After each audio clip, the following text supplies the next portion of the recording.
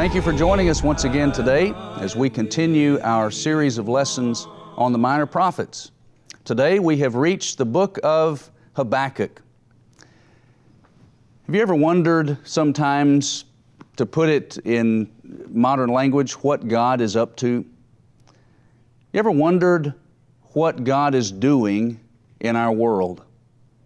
A lot of times we find ourselves asking questions that begin with the word why. Why is this happening in the world? Why is that happening? Why isn't something else happening? You know, when answers to those questions aren't easily found, sometimes we can get increasingly frustrated. When we try to analyze national events, when we try to analyze world affairs, sometimes it can almost drive you nuts. When you look at certain things that happen in the world and you wonder, why was that allowed to happen? Or you look at things that are happening and you ask and wonder, why isn't something else happening to counteract that? What's going on in the world? Well, if you've ever thought about questions like that and wondered about what God may be doing in His sovereign will and His providence, you're not alone. The prophet Habakkuk feels your pain. Other books, interestingly, show the prophets speaking for God to the people. The book of Habakkuk is unique in that it reveals a prophet who is not speaking for God to the people, he's speaking to God for the people. Habakkuk is going to take questions to God that he's struggling with as he tries to figure out what's going on in the world. As far as background is concerned, Habakkuk's name means embrace. We don't have a specific date for the book, but we know that Habakkuk did his work during Babylon's rise to world prominence, because God is going to mention that in His communication with Habakkuk. So it was probably just prior to the Babylonians' conquering of the Assyrians, which took place between 612 and 610 BC. And so let's do as we've done previously in our series. Let's just walk ourselves through the text, and we'll pull some practical lessons out in the process. And so we begin with chapter 1, where the prophet reflects on God's judgment against Judah. And basically the prophet begins by offering his complaint to God. Let's begin in verses 2 through 4 of chapter 1. O Lord, how long shall I cry, and you will not hear? Even cry out to you violence, and you will not save. Why do you show me iniquity, and cause me to see trouble? For plundering and violence are before me, there is strife, and contention arises. Therefore the law is powerless, and justice never goes forth. For the wicked surround the righteous, therefore perverse judgment proceeds. As we've seen from studying previous prophets, at the time that Habakkuk is doing his work and working as a prophet, things in Judah are really pretty bad.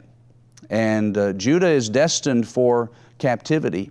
And for some time, evidently, the prophet had wanted to know why God was not doing anything in response to Judah's wickedness.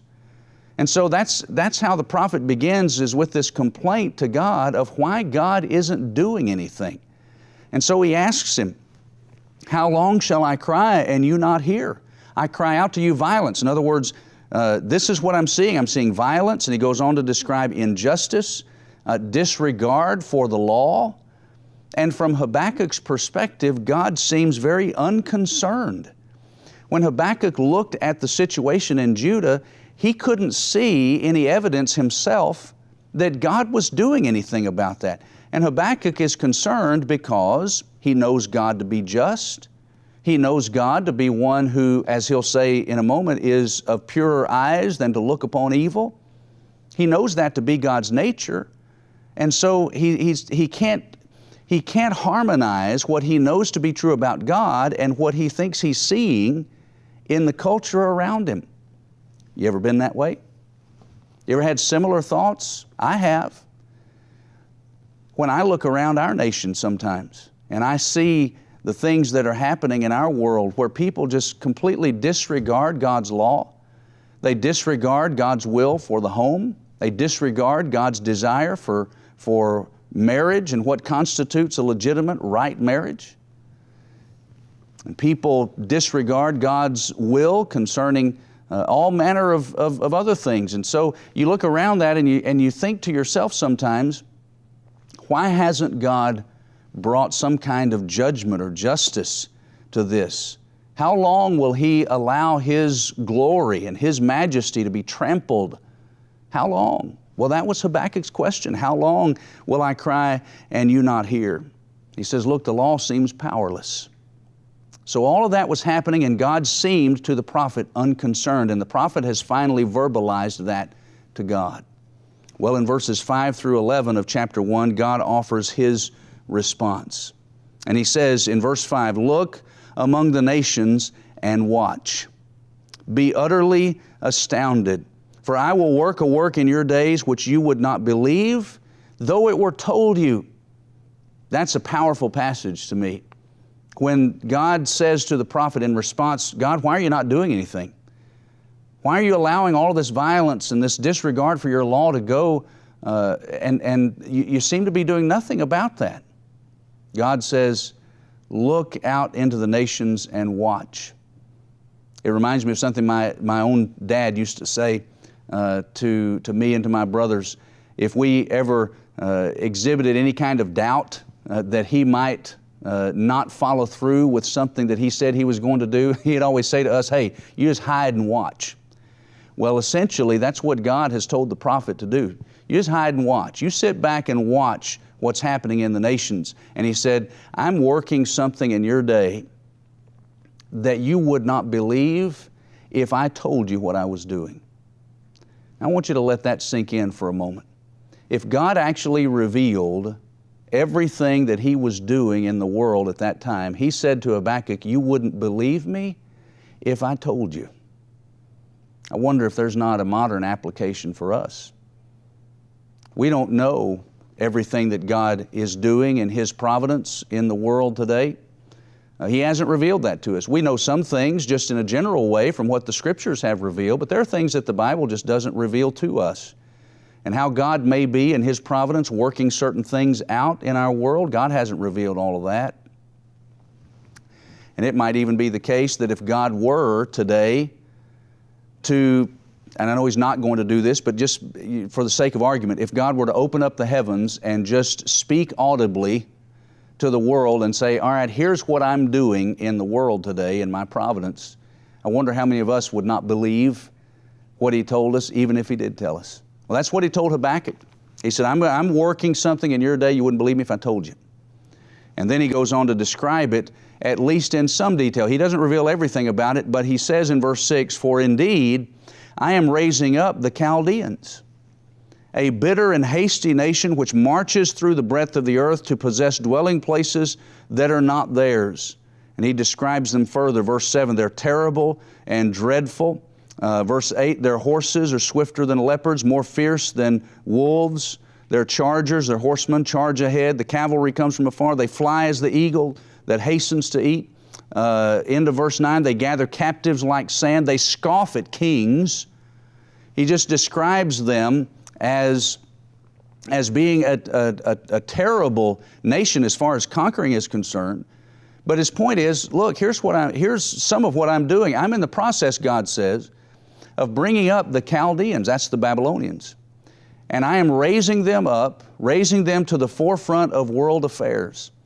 And they were going to be God's tool of punishment for Judah. So remember, get the context of these first few verses. Habakkuk is concerned that God is not active, that God is unconcerned and not really doing anything about the sin that is so prevalent in Judah. Violence, disregard for God's law, all of that. And Habakkuk says, God, why aren't you doing anything? And God's response is, I am doing something. You just don't see it yet. I'm raising up the Chaldeans, and I'm going to use them to bring judgment to Judah. And so, with that description, Habakkuk gets some news that he didn't know about. The Chaldeans were marching through the earth, verse 6. They are possessing dwelling places that are not theirs, and he describes how terrible they are, all of that. So now Habakkuk is more informed than he was previously, but that just leads to a second complaint.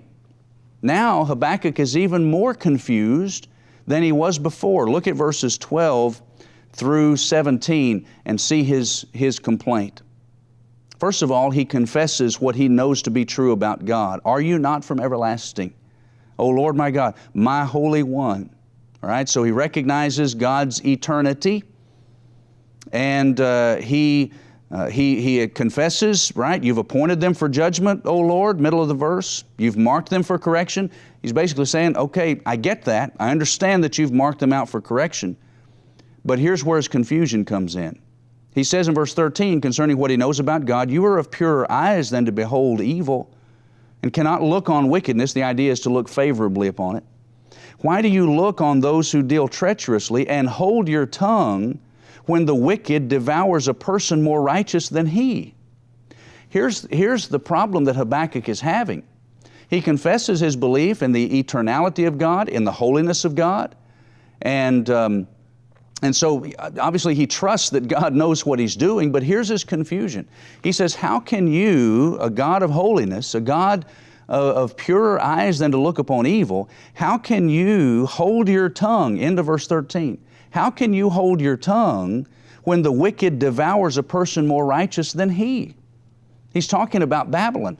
God, how can you use a nation more wicked than Judah to punish Judah? Yes, he confesses, I know Judah is guilty of sin. He's just gone through that in the first part of the chapter. All this violence and wickedness and disregard for God's law. He knows that Judah is sinful, but then he looks at the Chaldeans and he says, well, but how can you use them? They're more wicked than Judah is. So just what God said to him was, I'm working something out that you wouldn't believe me if I told you. And then he reveals some of it to him, and Habakkuk's response, he doesn't get it. He understands what God's doing, but he doesn't understand how God can harmonize that with His own nature. You ever been there? You ever looked around and seen a nation of people that seems to be characterized mostly by wickedness, and they seem to be getting the upper hand in world affairs, and nations that tend to be more righteous in their character are not? Well, if you've ever thought about that, so did Habakkuk. He was struggling with that, trying to figure out what God was doing and why God was doing it the way He was. And so God's judgment against Judah is addressed in chapter 1. Now we move to chapter 2. And well, first notice verse 17 of chapter 1, just to kind of wrap this up on this section. He says, shall they therefore empty their net and continue to slay nations without pity? His point there, he's talking about the Chaldeans, the Babylonians, and how they are gathering up people like you gather up fish in a net. And God had said they're going about the earth and they're devouring nations. And Habakkuk says, all right, so they're collecting people from these nations like you collect fish in a net. Here's the question, shall they therefore then empty their net of everything they've collected so far and then continue to slay nations without pity? God, are you going to just allow them to do this, as wicked as they are? That's the question he's dealing with. Now chapter 2. Habakkuk begins by saying, all right, I will stand my watch and set myself on the rampart and watch to see what He will say to me, and what I will answer when I'm corrected. He says, all right, I've made my case. I've made my case before God. Now I'm going to sit back and see what God has to say in response to that, and how I might then respond to what He says. And so God then gives him an answer, beginning in verse number 2, and He says to him, write the vision and make it plain on tablets, that he may run who reads it. For, he says, the vision is yet for an appointed time. End of verse 3, it will surely come, it will not tarry. So basically, God is saying to the prophet, write down what I'm about to tell you, make it plain, and realize that this is something that is going to come at some point in the future. The vision is for a yet appointed time. In other words, it's going to be in the future sometime, but it is going to happen. And he goes on to describe how Babylon has become so puffed up with pride. And certainly Habakkuk's assessment of them is accurate. They are far from an upright nation. They're drunk on their own power, to use his terminology in the first 5 verses. They're never satisfied with what they've conquered. They just want more. Look at this in verse 5. Indeed, because he transgresses by wine, he's talking about the Babylonians. He's a proud man. He does not stay at home. He enlarges his desire as hell. He's like death and cannot be satisfied. Just, people are constantly dying, right? It's like death, can't be satisfied. That's the Babylonians that he's describing there. And so, drunk on their own power, never satisfied with what they have. And he goes on to say, woe to him, verse 6, woe to him who increases what is not his. How long? And to him who loads himself with many pledges. He announces basically 5 statements of woe, statements of destruction that are going to come on Babylon in verses 6 through 20. And the first one in verses 6 through 8, woe to a nation. Basically, to put it in modern language, woe to the nation that builds its empire by taking land to which he has no right and overtaxing its subjects. Right? He speaks of them increasing in what is not his, right? Taking stuff that doesn't belong to him, loading himself with many pledges, right? Taxes. Well, Babylon was guilty of that. They were eating up the land, taking what really wasn't theirs, overtaxing its subjects. The second statement of destruction in verses 9 through 11, woe to a nation that destroys others just to make itself secure. Look at verse 9. Woe to him who covets evil gain for his house and cuts off many peoples. In verse number 10, they were trying to make themselves secure by overtaking others. What about verses 12 through 14? Woe to a nation that builds itself through bloodshed and sin. Look beginning in verse 12. Woe to him who builds a town with bloodshed, who establishes a city by iniquity. Well, that's what Babylon was doing. And he pronounces destruction on them. Woe to a man, verses 15 through 17, that intoxicates his neighbor, that he might take advantage of him. Woe to him who gives drink to his neighbor. Into the verse that you may look on his nakedness. You're filled with shame instead of glory. His point there is, any individual that would intoxicate his neighbor for the purpose of taking advantage of them is ultimately going to be doomed to destruction himself. Well, again, this is in the context of him describing the sins of the Babylonians. Now in verses 18 through 20, woe to those who call upon idols for help. Look at those verses. Chapter 2, verse 18. What profit is the image, that its maker should carve it? The molded image, a teacher of lies, that the maker of its mold should trust in it to make mute idols? Woe to him who says to wood, awake, to silent stone, arise, it shall teach. Behold, it's overlaid with gold and silver, yet in it there is no breath at all. But the Lord is in his holy temple. Let all the earth keep silence before him. Babylonians were guilty of idolatry, and the prophet here pronounces destruction on them for that. But it's interesting how he describes idolatry and really the sheer foolishness of it in verse 18. What profit is the image, that its maker should carve it, and that the maker of its mold should trust in it? What sense does it make for a person to take a piece of stone or a piece of wood and carve some image out of it, with the one doing the carving in complete and total control of that object, and then once it's been carved, he turns around and bows down to that thing as if it has some kind of power? Verse 19, woe to him who says to wood, awake, or to stone, arise. He said there's no breath in it at all. There's no life in it. So why would they do that? Well, it's just the stupidity of idolatry. But he says in verse 20, but the Lord is in his holy temple. Let the earth keep silence before him. In other words, let's all recognize that even though idols have no breath, no life in them, God is alive. And we should all humbly be silent before him and listen to what he has to say.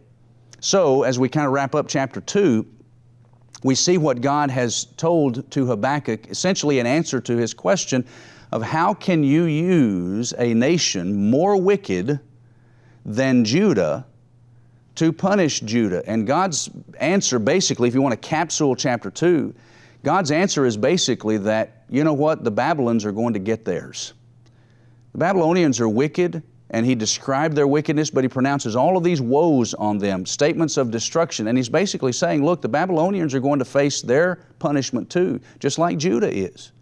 So it's not that God is turning a deaf ear or a blind eye to what the Babylonians are doing. He's just simply saying the Babylonians are going to face judgment too, but it will be on my timetable when the time is right. And so now Habakkuk has greater perspective. And that leads us into what we know as chapter 3, where Habakkuk then offers his statement, his prayer, if you will, of faith and confidence in God. Now let's look at chapter 3 and draw some lessons from that too. It's identified as a prayer of Habakkuk the prophet. And so this is Habakkuk kind of taking everything that God has said to him and reasoning through it and coming to his conclusion about how much he ought to trust in God. And so let's look at chapter 3, first of all, the first couple of verses. Well, verse 2 specifically. O Lord, I have heard your speech and was afraid. O Lord, revive your work in the midst of the years. In the midst of the years, make it known. In wrath, remember mercy. Isn't that interesting? As Habakkuk contemplates what God has said, he confesses that the report of what God is doing in the world causes him to tremble. He said, I've heard your speech, God, and it caused me to fear. It caused me to tremble. And he recognizes that God is going to bring justice into the lives of the nation of Judah as well as ultimately in Babylon. And so God's going to judge both of those nations. And he says at the end of verse 2, in wrath, remember mercy. He knows that these nations have to be punished, but he calls upon God to be as merciful in that process as he possibly can be. And then in verse 3 and following, you have the real content, the meat of his prayer. And in that section 3 through 13 or so, he recalls God's past work among the people. Talks about God's nature and how God has been active, going all the way back to Egypt and all the way up to the present. Just look at some of the things that he says about God in beginning of verse 3. His glory covered the heavens. The earth was full of His praise. His brightness, verse 4, was like the light. End of verse 4. There His power was hidden. Verse 6, He stood and measured the earth. His ways are everlasting. End of verse 6. He goes on, verse number 10, the mountains saw you and trembled. The overflowing of the water passed by. Sun and the moon stood still, verse 11. And you marched through the land with indignation. He goes back, he's just recalling how God has been active and working in the nations throughout history. But he concludes kind of that idea of God's working in the past with verse 13 when he says, you went forth for the salvation of your people, for salvation with your anointed. So basically God's work in the past, the prophet now sees, was all for a purpose. It was all for God's anointed. It was all for the salvation of your people, for the good of your people. So even when God brings judgment to Judah, the prophet understands that God is doing that because that's what Judah needs. It's not going to be pleasant or enjoyable for them to go through, but it's discipline that they need. And so it's all for the salvation and deliverance of the people and for God's anointed. And so he says in verse 16, again kind of summarizing, when I heard, my body trembled, my lips quivered at the voice, rottenness entered my bones, and I trembled in myself that I might rest in the day of trouble. When He comes up to the people, He will invade them with His troops. And so he recognizes that God's going to do this, but it causes him to tremble when he thinks about it. I suspect that would happen to us too if we were made privy to God's activity in the world, that we would tremble at what God was doing. Well, Habakkuk confesses that that's his response, but he's resigned to that. And so in verses 17 through 19 of chapter 3 is, in my estimation, one man's opinion, but I think this is one of, if not the greatest statement on genuine faith that you find in at least the Old Testament and maybe even in the Bible as a whole. Notice what he says. Though the fig tree may not blossom, nor fruit be on the vines, though the labor of the olive may fail, and the fields yield no food, though the flock may be cut off from the fold, and there be no herd in the stalls, yet I will rejoice in the Lord. I will joy in the God of my salvation. The Lord God is my strength. He will make my feet like deer's feet, and He will make me walk on the high hills. Habakkuk resolves that he's going to trust in God, and he's going to rejoice in God's will, even if every material source of comfort and prosperity is taken from him. Think about that for a moment. As he contemplates what God is doing, and as he thinks about how God is going to bring judgment into the nation of Judah first, Babylon then later, he says, you know what? Things may get bad. Things may get bad in the nation, and material prosperity may become very scarce. And so he talks about how it may be that the fig tree doesn't blossom. There's no fruit on the vines. And he goes on about the fields yielding no food, the flocks being cut off. He said, even if all of that happens, I will still rejoice in the Lord. We might put it this way, even if there's no food on the table or money in the bank, I will still rejoice and find occasion for joy in the God of my salvation. Habakkuk had traveled from one place to the next, spiritually speaking. When we began the book, we noticed that Habakkuk was dealing, first of all, with perplexing questions. He was upset. His soul was troubled. And so he came to God and said, God, why are you not doing anything? When all this violence is all around, this disregard for your law, he had all of these troubling questions. And he went from that to a calmness of soul where he could say, whatever happens, I'm going to rejoice in the God of my salvation. What a great journey he made in this short amount of time. Well, as we wrap this thing up, a couple of lessons I want you to think about. Number one, it's not wrong to have questions. God gave us the ability to subject our circumstances to meaningful analysis. So it's not wrong to have questions. But some questions have answers that we're not capable of understanding. And we need to recognize that and accept that. But in every crisis, God can be trusted. And so Habakkuk 2 verse 4 says, the just shall live by faith. If we want to live the way God expects us to, we trust Him with every ounce of our being. That's the lesson Habakkuk learned, and I hope we'll learn it too.